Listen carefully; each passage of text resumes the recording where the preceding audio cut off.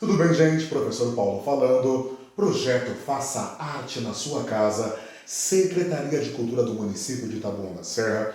Lembrando que esses vídeos têm a finalidade de levar até você, nossos alunos, entre outros tantos alunos, um pouco dos conteúdos que nós trabalhamos nas nossas oficinas. Espero que vocês estejam todos muito bem, tá certo? Se preparando para um possível retorno, sabe lá Deus quando, né? O importante é manter aí, vamos pensar assim, pensamento positivo, manter a mente funcionando, tá certo? E é isso, tá bom? Bom, relembrando sempre, esse vídeo é gravado em casa, o professor não é um youtuber, então é assim, errou a gente regrava e assim a gente vai alinhando as coisas, tudo bem?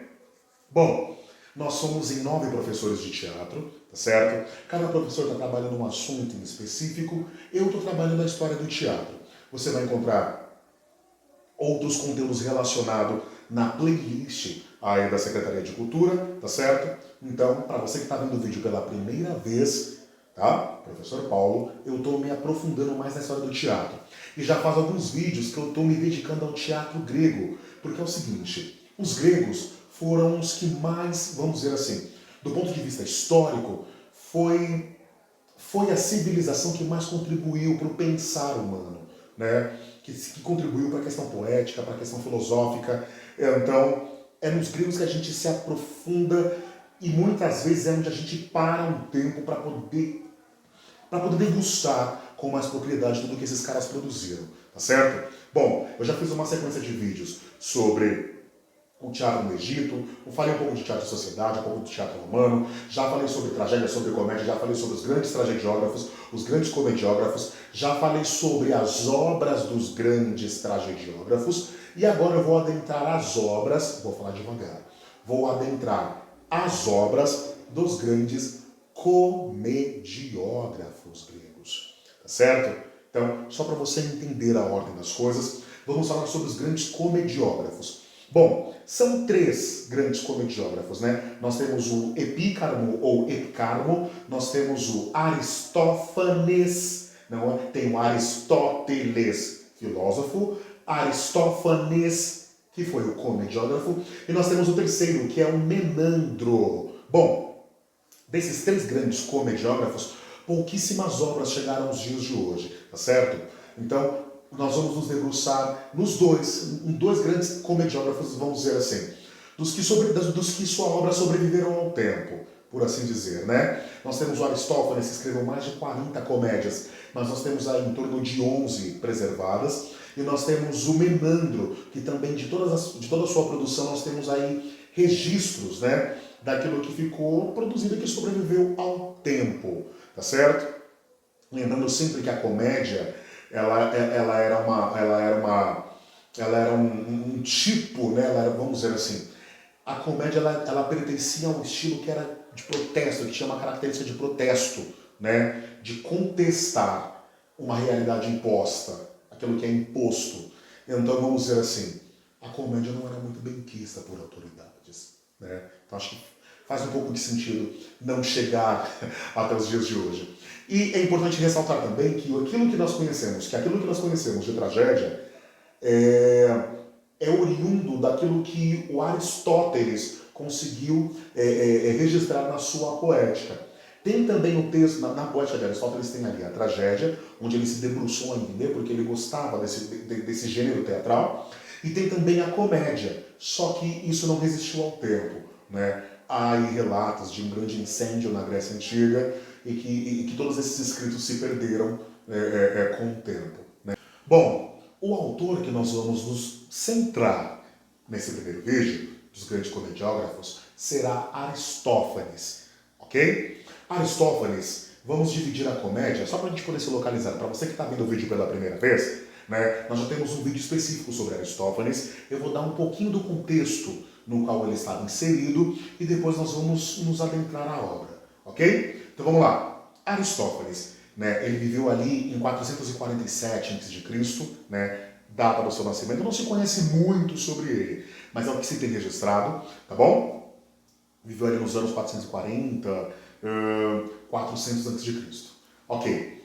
Ele pertenceu a um período que já é chamado de século de Péricles, ou seja, é um período de ouro da Atenas, né, de Atenas, da Grécia Antiga. Porque é um período onde a civilização grega, vamos dizer assim, viveu o seu apogeu intelectual, né, onde a galera conseguiu produzir grandes textos, né, e onde você vai ver também as dionisíacas se desenvolvendo com mais afinco. Você vai ver os textos, tanto os autos quanto os textos de tragédia sendo produzidos nesse período, ok? Então é nesse cenário que o nosso querido Aristófanes se projetou, né? Os textos de tragédia e de comédia eram exibidos nos festivais em homenagem ao deus Dionísio, né? E o que inspirava, e qual, vamos dizer assim, qual foi o ponto de partida que inspirou a produção desses textos? Os autos. Lembra? Os autos eram textos poéticos e musicais escritos para reverenciar os deuses. Então, desses autos nascem também textos que têm a finalidade de elevar as pessoas, né? Vamos elevar, vamos educar, vamos trazer o culto para o dia a dia das pessoas. E como que nós podemos fazer isso? Através da encenação, daquilo que Aristóteles vai chamar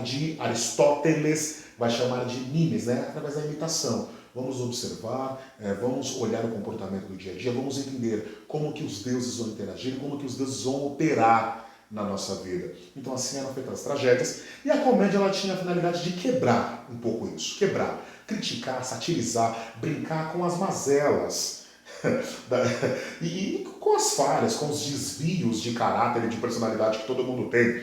Tanto que Aristóteles vai definir a tragédia como um texto elevado, porque se tratava de seres elevados, os deuses, e vai tratar a comédia como os textos do dia a dia, do homem comum, ok? E assim, os gregos eram muito organizados nesse sentido. Quem escrevia tragédia falava de tragédia, quem escrevia comédia falava de comédia, ok? Voltando para Aristófanes. Aristófanes, além de viver nesse período clássico de grande produção intelectual grega, ele também contextualizou, ou seja, ele também viveu o período da Guerra do Peloponeso. Que guerra foi essa? A guerra entre Esparta e Atenas. Tanto Esparta quanto Atenas eram cidades-estados que pertenciam à Grécia, mas que tinham interesses diferentes, certo? E se degladiaram, claro. Né? Numa época onde tudo se resolvia na espada. Bom, dentro desse contexto, Aristófanes também viu surgir uma nova Grécia depois dessa guerra, né?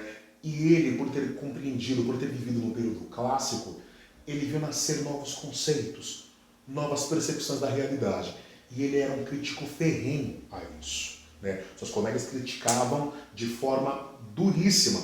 Ele era um cara sátiro, ou seja, ele ridicularizava mesmo personagens que ele considerava que passava pelo ridículo, ridicularizava mesmo quando ele queria dar o seu recado, por assim dizer, né? Bom, a peça que eu escolhi para falar de Aristófanes é Lisístrata. Lisístrata. Essa peça ela tem uma peculiaridade muito bacana porque ela se parece com a obra Os Persas de Ésquilo. Por quê? Porque Ésquilo vai se inspirar na guerra entre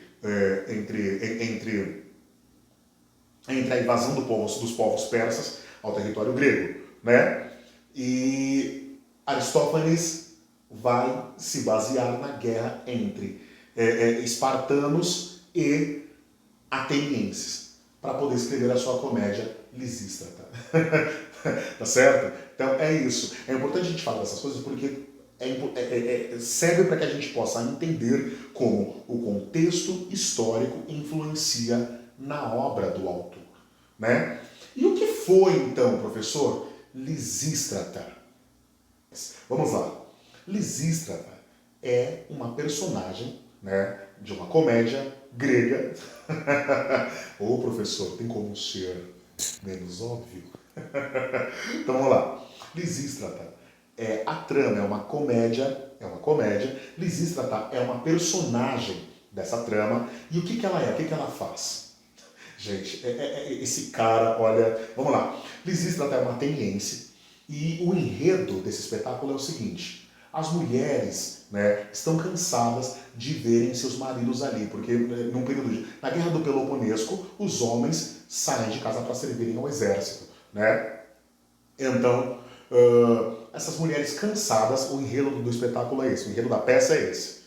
As mulheres cansadas de verem seus maridos saírem para a guerra e não dar mais atenção à família, elas resolvem fazer uma greve de sexo. É isso mesmo. Resolvem fazer uma greve de sexo. E Lisístrata é a idealizadora, é a mulher que fala assim, vamos fazer isso. E ela sai reunindo mulheres de tudo quanto é lugar de Atenas. Inclusive convida mulheres espartanas para participar. Bom, tudo isso acontece, ela consegue convencer um grande número de mulheres, né? Uma ou outra ainda fica meio assim de topar ir ou não. O que elas fazem? Essas mulheres se reúnem e vão para a Acrópole, né? Ou seja, para o centro da cidade e se fecham ali. É muito bacana porque você ainda vai encontrar o coro, né? É uma obra clássica. Aristófanes viveu na era clássica, ou seja, no teatro clássico ainda, ou seja, tinha coro, todas as pampas do teatro antigo, né? Então você vai ter um coro de velhos e um coro de velhas. O coro de velhos quer incendiar a Acrópole para tirar as mulheres de lá de dentro, e vem esse coro de velhas, né?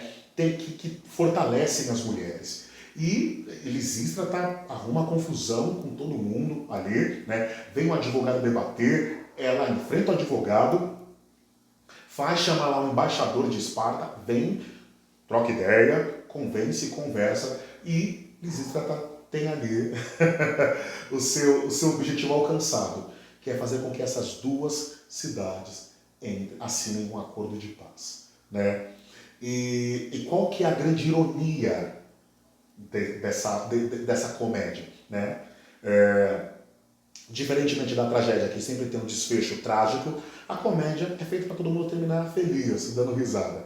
Mas a grande ironia, né, dessa comédia, Aristófanes é tão ácido que nós estamos falando de Grécia. E Grécia Antiga, a mulher não tinha voz, não tinha vez. Mulher era só... Eu vou falar desse jeito porque era como eles viam. Era só para se reproduzir, era só para procriar, certo? Mulher era só ali para dar prazer para o homem e cuidar da casa. Só, mulher não votava, mulher não era considerada cidadã. Então, escrever uma obra onde mulheres são responsáveis por evitar uma guerra é o equivalente a uma grande comédia para esse período grego, né? Mas é engraçado porque também tem um outro ponto nisso, né? Talvez dentro dessa concepção de comédia é onde nós vamos ter aí o primeiro movimento de união das mulheres em prol de um objetivo, né?